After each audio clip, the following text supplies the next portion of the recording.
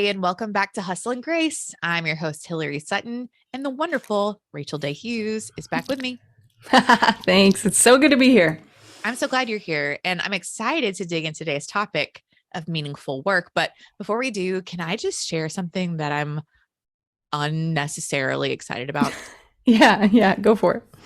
So, a lot of listeners probably know that I've been an entrepreneur, freelancer of some ilk for kind of ever, but for the past 8 years or so, I've also had some kind of W 2 gig in the mix. I've Hmm. been sort of what you call a hybrid worker, doing, freelancing, but also having at some points a full time job, at some points a part time job.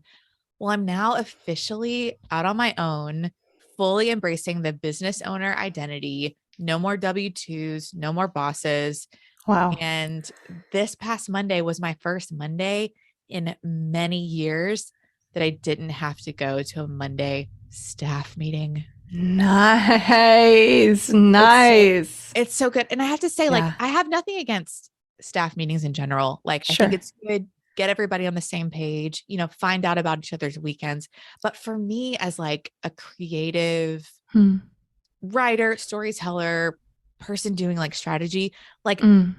you're not going to get better work from me at any point in the week than Mm. Monday mornings. But I was Yeah. constantly like in staff meetings, like just going over sort of benign things. And so I'm so excited to have that time back. So I even Yes. like posted about it on Instagram and LinkedIn. I And love it. I'm trying to, now that I am like fully in charge of my days, to do a meetings day on like Thursdays. Okay. Because it used to be that like meetings was sort of like filter in and infiltrate like every day of my work, and doing the kind of work that I do. If I work for an hour and then have a meeting for an hour and then have 30 minutes without it, and then have another, like, it's so hard for me to get like really good quality work done. Right. So I'm trying to sort of batch that. That's an Yeah. batching tasks is something that I got from Tim Ferriss's 4 Hour Work Week, which I totally Yeah. recommend. Yeah. But I'm curious to know if other people have, do you have a favorite way of approaching meetings? Like, do you like to do them all on one day, or do you have a certain time of week that you're like, this would be the best time to meet? Right.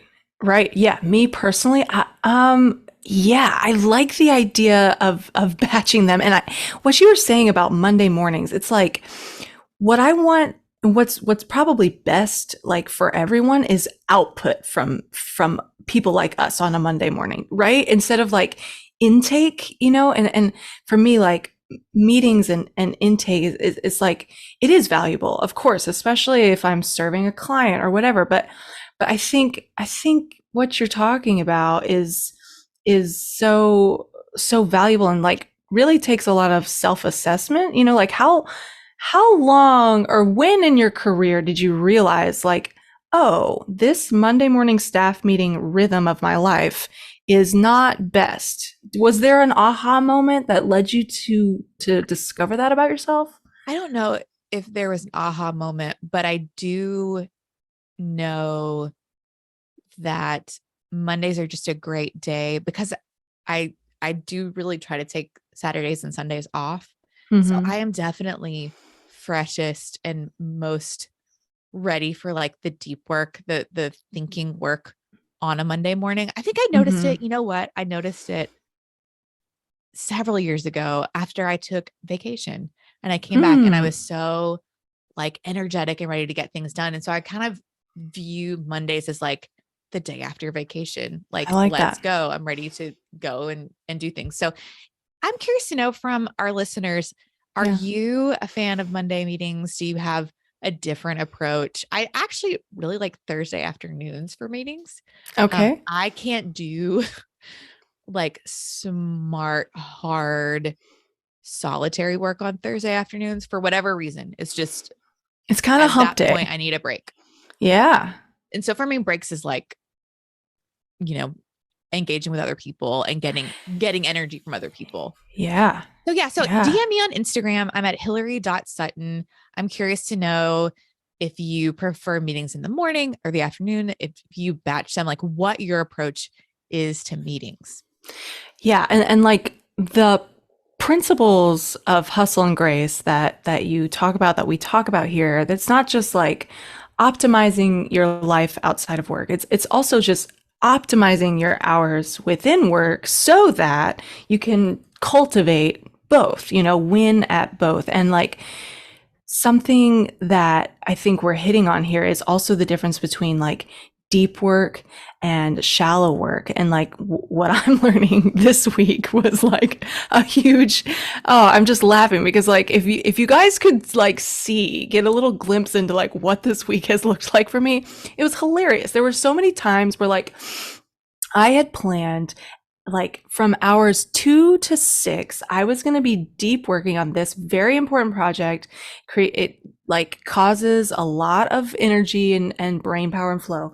And yet, like I walk in the door and the dog has barfed and my child is crying and the other one wants to watch Bluey, which by the way, those parents on Bluey really have it down when it comes to Hustle and Grace. I don't know if you guys watch Bluey. Their goals. They're so amazing. Like most of my parenting advice comes from Bluey. But anyway, it's like, okay. And I get things settled and I finally do sit down to like do the work. And then I realize, hey, Rachel, like this child's going to need you. This thing's going to happen. It's inevitable. You don't really know that you're going to get the time that you thought you were going to get. So it doesn't really make a lot of sense for you to dive into something that's really, really deep. Like, what can you do right now, given the actual real circumstances around your work parameters that have changed? Does that make sense? Absolutely. Yeah. And that reminds me of a conversation that I had with a former colleague of mine, Stephen Tardick. He runs creative at an agency called RPM in New York. And he literally had a list. I think he called it his dumb list, either dumb or brain dead, one of the two. And it was like his things that were on his plate and were on his list of things to get done. But he knew that he could pivot to that when it was like the end of the day and he was just done, but he needed to still get things done. He knew he had an awareness of when he could do his best and hardest, most challenging work, and when he had like less to give, but he could still get some things done. And for me, before I had childcare, I would specifically identify projects and things on my list that didn't involve as much brain power, and I would do those at night. Like I would put those on my to-do list for like after, the kids' bedtime. And because at night, like I mean, but at this season, there have been seasons where I could do deep creative work at night. But because my days are so demanding, by the time 8 o'clock comes around, right, I'm not brilliant. So I want to do the simpler tasks, those tasks that I could do while watching The Office, for example. Yes. Just like a tired task list. I like that. Love it. Tired task list. So question for you. The latest hot topic in like work circles is the term quiet quitting. Have you heard of this? I have just a little bit. Yeah, it is going around. Yeah. So for anyone who hasn't heard it or maybe has heard the term but doesn't really know what it means, basically, I guess it originated on TikTok over this summer, where it's this new approach, or maybe not so new, to work where you don't really go above and beyond. You clock in, clock out, you meet expectations, but you don't take so much ownership over your work that you work extended long hours, or, you respond to a boss's email at 9:30 p.m. or whatever. And, what's interesting is there's been sort of a mix of reactions. Like some people are saying it's the bare minimum, quiet quitting sounds like you're phoning it in, right? Yeah, right. But when I hear someone saying that they're committed to meeting expectations and doing their job and then leaving their job at the end of the day, I hear a person that's not becoming defined by their work, that's having good boundaries, and they're finding a way to avoid burnout. So I celebrate quiet quitting officially on the record. I love that. That's so funny because you're right. It does. It has really negative connotations, but like you're saying, good job. Good on you guys. Like way to establish boundaries. Yeah. And I see it certainly as I really feel like there was a shift even just before the pandemic. I think, like we've talked about before, like hustle culture is out. Maybe Mm. among certain circles it's not, but for a lot of people it's like, what are we doing with our one precious life, right? So Hmm. during the pandemic, people got a taste of, oh, it is nice not driving 2.5 hours every day to and from an office. It's Right. nice, being able to walk my dog in the middle of the day or have lunch with my kids or, have time to work out or, water my own flowers or whatever it is. So I think that this like quiet quitting is sort of like the next phase of like, yeah, maybe we're going back to the office at this point, or maybe, things are normalizing and Mm. thank God that they are. Yes, But yes. but maybe quiet quitting isn't such a bad thing. Yeah. Yeah. Wow. Yeah, that's so interesting. And like quickly, and how can you do this quickly? But like what do you think, why do you think we are where we are, where people need to quiet quit? Like why, what got us as a society to the point where work was so overwhelming that we actually have to counter a bit and say, like, I'm gonna actually live a life that has boundaries. Do you know what I'm asking? Yeah, you know what I think it is? I think that we got handed technology that made us always available and we didn't think about, oh, is this a good thing or a bad thing? Hmm. Like it was, I think it was about 15, yeah, about 15 years ago when the iPhone came out. And all Mm. of a sudden we had access to not only email, but like messaging apps, social media in our Google, in our pocket nonstop. Mhm. And I think like all aspects of technology that we have, a lot of times our culture at large just accepts new technologies like, oh, this is a great thing. And Mm. Yes. where there's more available, there's more that we use. And we have to step back and say, is it good for me to grab my phone before my head leaves the pillow in the morning and like scroll through Mm. Instagram? Like, what is Right. good for me? And I think people are really beginning to recognize that there is a correlation between how much we're doom scrolling and our anxiety and Mm. how much access we have to technology and communication tools and our lack of boundaries with work. So I think it's on us. I think it's on us Yeah. to set better boundaries and say, hey, this is what we will do. This Yeah. is, and when you're working and what you're promising a client or what you're promising Mhm. an employer, like of course excellence is is important. And for me, it's a personal value. Like I want to do whatever Mhm. I do with excellence, but also just because someone can text me at, any time of day or night doesn't Mhm. mean that I have to respond immediately. Like Yeah. maybe that's an expectation, but that's not something that I have to do or that you have to do. So I think Yeah. it's setting your own boundaries. Yeah. Yeah. It's like technology exploded and then so did expectations. And here we are trying to counter that a little bit. Yeah, absolutely. So I think if you're in a situation where you're like, yes, hello, it's me, I'm a quiet quitter. um, but it might be because you feel disenfranchised by the leadership that you're working for, Mm. the the work itself, like how you're spending your days is not ultimately rewarding for you. Maybe you're looking for something more meaningful. And I think Mhm. that it's very possible for you to find it. Let me say that one more time, listener. If Mhm. you want work that is more meaningful, it is out there. It is Come up on. to you to find it. Mhm. So, what we're going to do next is walk through 7 questions that you can answer to begin to figure out, to do some soul searching, to find that more meaningful work. And we've got a printable worksheet at hilarysutton.com/podcast, the show notes for this episode. And it's also going to be on the free resources page as well. So if you found this episode kind of in the archives, you can just go to the free resources page and find the 7 questions to ask yourself when you're looking for more meaningful work. And you can download that there. You can print it, you can fill it out, or you can fill it out, on your computer. And we have that there for you. So I would encourage you to carve out some time to walk through those questions. Yeah. Before we jump into those questions, we are going to take a quick ad break. All right, we're back. We're talking today about meaningful work and why we actually think quiet quitting is a-okay. That's right. So we're going to dive into these 7 questions to ask yourself when looking for more meaningful work. Go ahead, Hill.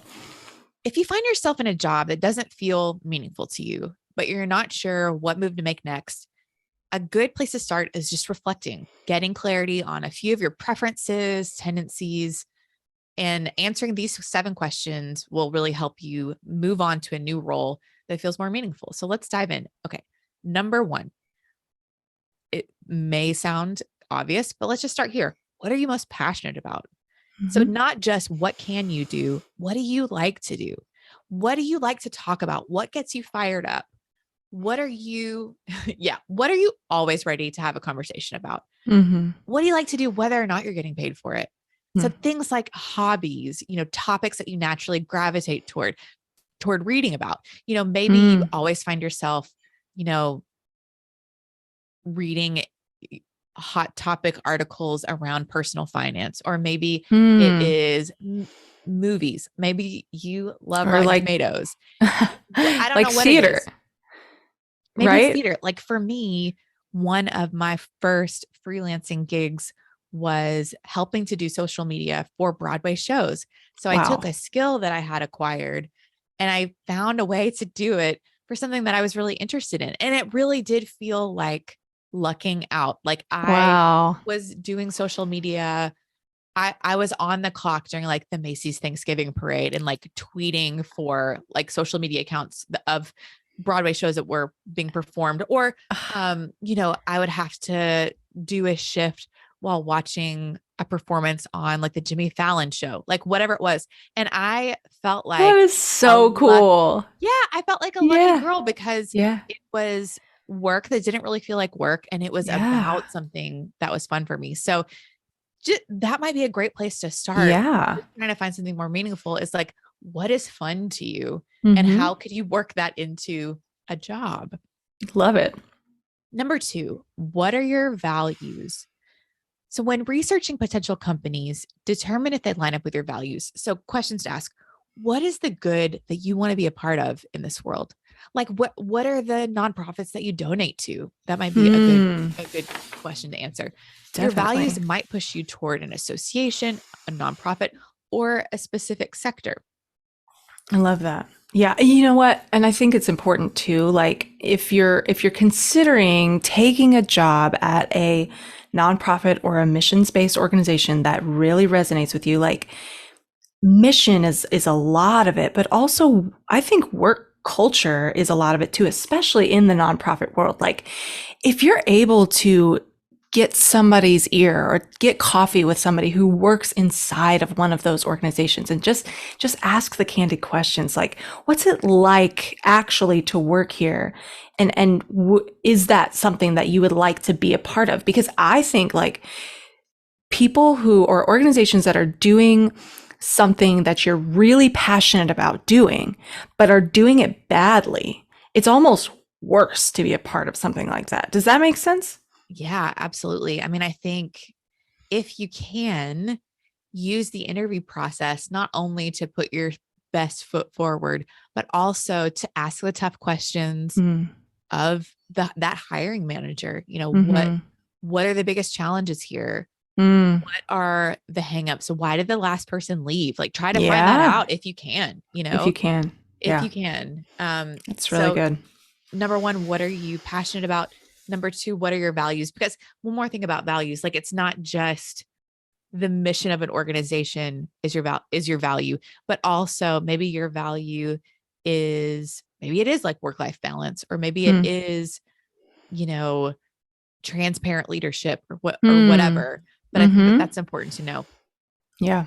All right, number 3, what kind of impact do you want to make? Do you find more meaning as a part of a small team or a big team? Does the hustle and bustle of working in a large city feel significant to you, or would you prefer a slower pace where most of the folks at the coffee shop. Mm. Determine if you find more satisfaction being a small part of a big operation or a big part of a smaller one. That's good. My husband Caleb. Hey, honey, if you're listening to this, is actually a really good example of this. He's. I could spend a whole podcast talking about him, but he is like so gifted in so many ways. And he was at a really large organization playing a small role, very successful there. And the company itself was very successful too, but he just felt like a bit of a restlessness. And he left and is now at, and has been for about 5 years, he is now a very large part of a small team. And he has found so much fulfillment doing that because he's just wired that way, you know? Yeah, I think it's important to know, do you want to be a big change maker of maybe a small team or small organization?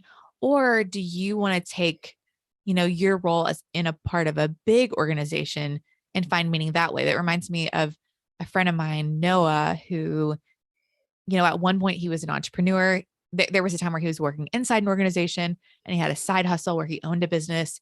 And ultimately, he decided he wanted to have sort of a smaller role, so to speak, smaller in the sense that there was a lot of people working there, but working at a larger company because sort of the way that he wanted to direct his career was to be a part of something big, to have access to big resources, to be a Hmm. part of something, a movement that was much bigger than himself, Hmm. rather than sort of that like scrappy, entrepreneur or like, nonprofit leader who, it is taking a lot of that weight on their own shoulders. So Hmm. I think, and what was interesting to me about that conversation that I had with him is that I was like, wow, I see the world so differently because he's a creative, innovative person, but that aspect of what he wanted to do and how he wanted to do it was different. So Hmm. quick recap. One, what are you passionate about? Hmm. Two, what are your values? Three, what kind of impact do you want to make? And number Hmm. four, what are your natural tendencies? So this is a point to like really reflect on like what you let me let's go that again. Number four, what are your natural tendencies? So what kind of projects get you most energized? You know, for me, I'm buzzing after a brainstorming session. Like if I can be sitting Hmm. around a table with three other people, just like rapid fire ideas, and not have any responsibility for executing, that is like living the dream for me. Yeah, what a visionary. So, I love it. maybe someone loves presenting. Maybe someone loves Hmm. to get in the details of like making something that just existed in their head a reality, like creating an app or designing something, Hmm. whatever it might be. But think about, do you get into a state of flow when creating something new or Hmm. solving a problem? Look back on the moments and projects that have felt more elevated than the rest. And Hmm. I'm thinking like career highlights, like not even necessarily like I won this award or I got to shake this person's hand, but Hmm. just thinking about like what are those moments in your career thus far that you enjoyed the most and what did you Yeah. enjoy most about them? Right, right. I love that. I actually had that this year and it was really profound, like very emotional. I've been doing theater for many years and I jumped into a feature film for the first time and I came off of shooting that feature film and the summer camp blues that hit me were like so real and Oh man. yeah, it was just like it was a really it was very introspective and I realized like, hey, it's okay to feel this sad about this thing ending, but that's because you have discovered something that was a highlight, like a real career highlight. And so now you know. And so what changes can you make or what kinds of things, how can you pursue that yet again? Because it lights me up. It just lights Yeah, me on fire. I love doing it. And I think that really speaks to calling and to what you're wired for.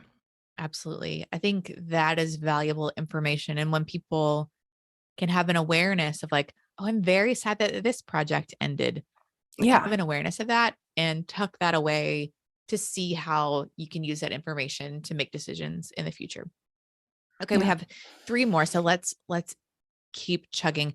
Number Mm-hmm. 5, what core aspects of a job matter most to you? Mm. These details really matter when it comes to avoiding burnout. Is it clarity around expectations, Hmm. the unspoken rules around work-life balance? What are those unspoken rules that frustrate you? What Mm-hmm. bad behavior from colleagues would ruin your work experience? So I guess this is Don't almost drop like, what are names. your pet peeves? Yeah, Yeah. yeah. No, no names, no names. Um, but what frustrates you most? Mm-hmm. Which kind of reminds me of like my borderline irrational like frustration with Monday morning staff meetings. Like what matters to you enough that it would change your decision about a gig or Yeah. make you feel less invested in a gig? Right, right. That's good. Number 6, what do you just love to do? Within the context of work, these are the types of tasks and challenges that just feel fun. These are those talents and interests you have that other people might even say they dislike, but for Hmm. you, it's a different story. What never bores you? I mean, for me, it, it's easy for me to say right away, like writing and like, Hmm. even if someone gives me, copy and they say, like, can you punch this up? I'm like, yeah, that's fun. Like, that's not Wow. ever going to be frustrating. That's not ever going to Wow. be um overwhelming. It's just like, oh great, that sounds fun. And I know for other people, like the one thing they dread is like, having to write something or Huh. speak somewhere or whatever. And those are just Yeah. things that are fun for me. So just think about like what's fun for you that other people hate. Maybe it's spreadsheets. This is a safe place for you if Oh. you love a spreadsheet. Yes, That's you fine. are all are welcome here. All are well. Yes, yes. Yes. This is a safe space. That's Um, good. but yeah, just think about what never bores you. If you can incorporate that into your work will be more meaningful to you than if if work becomes a bunch of projects that you have to do that like you can do, but you're just not energized by. Mm-hmm. All right, last point, our last question is, what are your non-negotiables? So, some examples of non-negotiables for me: I'm not going to go work in an office an hour away for 40 hours a week. Mm-hmm. I'm I'm not going to deal with a commute 5 days a week. Mm-hmm. Um there you probably have a number amount that you're like, I have to have this to survive, to have, the level of comfort like income wise where you can pay your Mm-hmm. bills and your Right. finances won't be a stressor. So think about like what those, like this is sort of like your bare minimum, like the floor of your meaningful work. It starts here, right? It starts, these are the things that if it's a job, it needs to be at least these things. These are the practical pieces of the day-to-day job that just have to fall into place. Yeah. Okay. So to review those 7 questions, they were, what are you passionate about? Then what are your values? What kind of impact do you want to make? What are your natural tendencies? What core aspects of a job matter most to you? What do you just love doing? And then what are your non-negotiables? That's so good. That's just a great framework to start taking stock personally of what, like if this is you and you're taking this and you're doing these 7 questions, you're likely doing it because you are in search of something else. And actually what I love about this is it's different from a lot of the messaging that is circulating out there because there's a different metric here. Like a lot of stuff that's going around is very formulaic, and the metric is actually like human happiness. Like, right? I just read something that was said X number of people reported higher levels of happiness when they spent X number of hours working and X number of hours of free time per day. And like, I just reject that. Like, I just don't believe that like X number of hours of free time a day, it leads to happiness. And actually these 7 questions aren't really even geared toward happiness. The metric that we're talking about here is meaning and meaningfulness, because, I believe that we are wired for work and wired for good. And so I do think that there's possibility out there to find deeply meaningful work. And if you're searching for it, you will find it. Absolutely. I love that. And just a reminder that the printable with these questions, the worksheet is at hillarysutton.com/podcast. You can also find it on the free resources page. So I hope that you will check that out. Rachel, thanks once again for being here. Yeah, thank you. So fun as always. All right. We'll see you next time. All right.